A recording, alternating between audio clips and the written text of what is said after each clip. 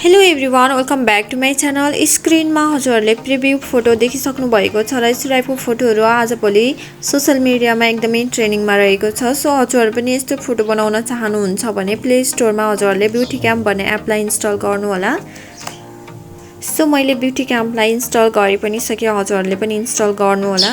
I agree अप्सनमा click गर्नुहोला, open अप्सनमा क्लिक गर्नुहोला।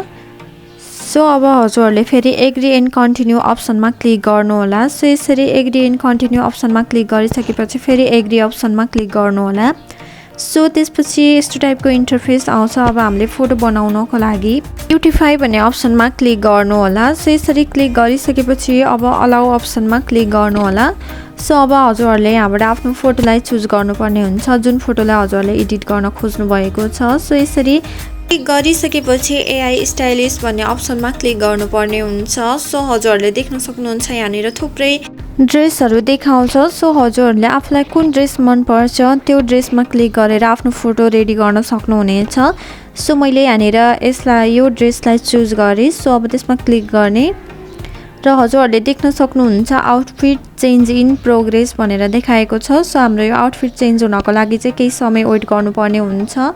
सो हजुरहरूले एकछिन वेट गर्नु होला। सो एकछिन वेट गरिसकेपछि हाम्रो चाहिँ फोटो बनेर रेडी भइसकेको छ, हजुरहरूले देख्न सक्नुहुन्छ। सो अब हामीले यो फोटोलाई ग्यालरीमा सेभ गर्नको लागि टिक अप्सनमा क्लिक गर्ने, जुन चाहिँ तलपट्टि रहेको छ, र माथिपट्टि रहेको सेभ अप्सनमा क्लिक गर्नु होला। सो यो फोटो चाहिँ हाम्रो डाइरेक्टली ग्यालरीमा सेभ हुन्छ। सो हजुरहरूलाई म आफ्नो ग्यालरी ओपन गरेर पनि देखाउँछु।